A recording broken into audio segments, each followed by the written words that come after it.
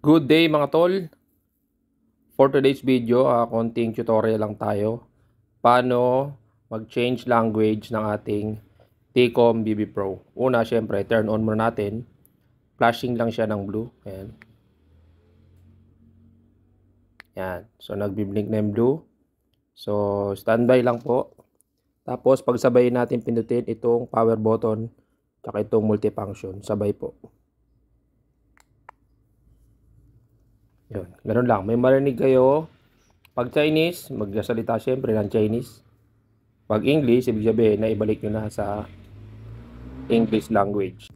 Same process lang din yan mga tol. Kay KY Pro, T-Max S Pro FX, R3, pare-pares lang po. Turn on and then pagsabayin lang pindutin yung power button and multifunction button. Sana po nakatulong.